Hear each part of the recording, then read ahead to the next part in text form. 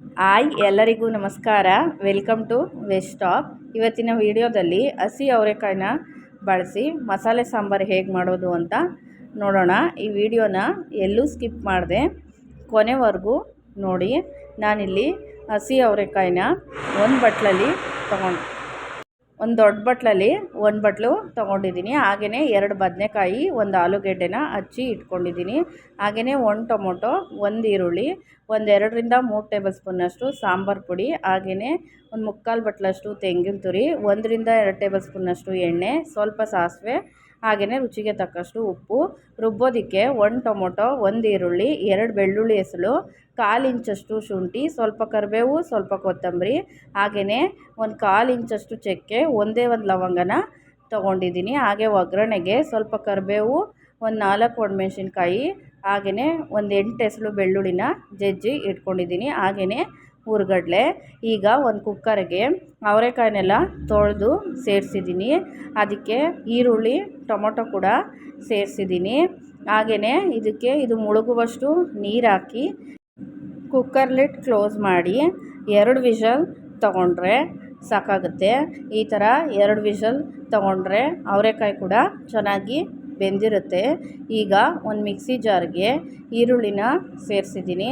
ಹಾಗೆಯೇ ಟೊಮೊಟೊ ಕೂಡ ಸೇರಿಸಿದ್ದೀನಿ. ಹಾಗೆಯೇ ಚಕ್ಕೆ, ಲವಂಗ ಕೂಡ ಸೇರಿಸಿದ್ದೀನಿ. ಹಾಗೆಯೇ 2ರಿಂದ 3 ಬೆಳ್ಳುಳ್ಳಿ ಹೆಸರು ಕೂಡ ಸೇರಿಸಿದ್ದೀನಿ. ಹಾಗೆಯೇ ಸ್ವಲ್ಪ ಶುಂಠಿ, ಹಾಗೆಯೇ ಸ್ವಲ್ಪ ಕೊತ್ತಂಬರಿ ಸೊಪ್ಪು, ಹಾಗೆಯೇ ಸ್ವಲ್ಪ ಕರಿಬೇವು, ಹಾಗೆಯೇ ಸ್ವಲ್ಪ 1/4 ಬಟ್ಲಷ್ಟು ತೆಂಗಿನ ತುರಿನ ಸೇರಿಸಿದ್ದೀನಿ. ಹಾಗೆಯೇ ಸ್ವಲ್ಪ ಕಡಲೆನೂ ಸೇರಿಸಿ, ಹಾಗೆಯೇ 2ರಿಂದ 3 ಟೇಬಲ್ ಸ್ಪೂನ್ನಷ್ಟು ಸಾಂಬಾರು ಪುಡಿನ ಸೇರಿಸಿದ್ದೀನಿ. ಖಾರನ ನೋಡಿಕೊಂಡು ಸೇರಿಸ್ಕೊಳ್ಳಿ. ಅದಕ್ಕೆ ಸ್ವಲ್ಪ ನೀರು ಹಾಕಿ ಅದನ್ನು ರುಬ್ಬಿ ಇಟ್ಕೊಂಡಿದ್ದೀನಿ. ಈಗ ಅದು ರುಬ್ಬುವಷ್ಟರಲ್ಲಿ ಕುಕ್ಕರ್ ಕೂಡ 2 ವಿಷಲ್ ಕೂಗಿ ಆರಿ ತಣ್ಣಗಾದ್ಮೇಲೆ ನಾನಿಲ್ಲಿ ಕ್ಯಾಪ್ ಓಪನ್ ಮಾಡಿ ನಿಮಗೆ ತೋರಿಸ್ತಾ ಇದ್ದೀನಿ. ಅವರೆಕಾಯೆಲ್ಲ ಚೆನ್ನಾಗಿ ಬೆಂದಿರುತ್ತೆ. 2 ವಿಷಲ್ ತೊಗೊಂಡ್ರೆ ಸಾಕಾಗುತ್ತೆ. ಈಗ ನಾವು ಯಾವ ಪಾತ್ರೆಯಲ್ಲಿ ಸಾಂಬಾರು ಮಾಡ್ತೀವೋ ಆ ಸಾಂಬಾರಿಗೆ ಬೆಂದಿರೋ ಅವರೆಕಾಯಿ ಮಿಶ್ರಣನೆಲ್ಲ ಸೇರಿಸ್ಕೊತಾ ಇದ್ದೀನಿ. ಅದನ್ನು ಸ್ಟವ್ ಮೇಲಿಟ್ಟು ಒಂದು ಕುದಿ ಕುದಿಸ್ಕೋಬೇಕು. ಈಗ ಒಂದು ಕುದೀತಾ ಇರಬೇಕಾದ್ರೆ ರುಬ್ಬಿ ಇಟ್ಕೊಂಡಿದ್ವಲ್ಲ ಮಿಶ್ರಣನ ಇದಕ್ಕೆ ಸೇರಿಸ್ತಾ ಇದ್ದೀನಿ. ಆ ಮಿಶ್ರಣನ ಸೇರಿಸಿ ಆ ಮಿಕ್ಸಿ ಜಾರ್ಗೆ ಸ್ವಲ್ಪ ನೀರು ಹಾಕಿ ಅದನ್ನು ಕೂಡ ಸೇರಿಸಿದ್ದೀನಿ. ಅದನ್ನೆಲ್ಲ ಸೇರಿಸಿದ್ಮೇಲೆ ಚೆನ್ನಾಗಿ ಮಿಕ್ಸ್ ಮಾಡ್ಕೋಬೇಕು. ಈ ಹದದಲ್ಲಿ ಸಾಂಬಾರು ಯಾವ ಹದಕ್ಕೆ ಬೇಕೋ ನೋಡಿಕೊಂಡು ನೀರನ್ನು ಸೇರಿಸ್ಕೋಬೋದು. ಈ ಮಸಾಲೆನ ಸೇರಿಸಿದ್ಮೇಲೆ ಸ್ಟವ್ನ ಲೋ ಫ್ಲೇಮಲ್ಲಿಟ್ಟು ಚೆನ್ನಾಗಿ ಒಂದು 5ರಿಂದ 6 ನಿಮಿಷನಾದರೂ ಕುದಿಸ್ಕೋಬೇಕು. ಯಾವ ಸಾಂಬಾರು ಮಾಡಿದ್ರೂ ಅಷ್ಟೇ ಮಸಾಲೆನ ಚೆನ್ನಾಗಿ ಕುದಿಸ್ಕೊಂಡ್ರೆ ಸಾಂಬಾರು ಟೇಸ್ಟ್ ಕೂಡ ಚೆನ್ನಾಗಿರುತ್ತೆ.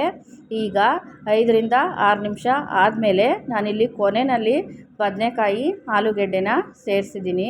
ಬದನೆಕಾಯಿ, ಆಲೂಗೆಡ್ಡೆನ ಕೊನೆಯಲ್ಲಿ ಸೇರಿಸಿದ್ರೆ ಕಾಳು ತಿನ್ನಬೇಕಾದ್ರೆ ಅದು ಕೂಡ ಚೆನ್ನಾಗಿಯೇ ಸಿಗುತ್ತೆ. ನೀವು ಬೇಗನೆ ಸೇರಿಸ್ಬಿಟ್ರೆ ಬದನೆಕಾಯಿ, ಆಲೂಗೆಡ್ಡೆ ಎಲ್ಲ ಚೆನ್ನಾಗಿ ಬೆಂದೋಗುತ್ತೆ, ಮ್ಯಾಶ್ ಆಗೋಗುತ್ತೆ. ಅಷ್ಟೊಂದು ಸಾಂಬಾರು ಟೇಸ್ಟು ಚೆನ್ನಾಗಿರಲ್ಲ.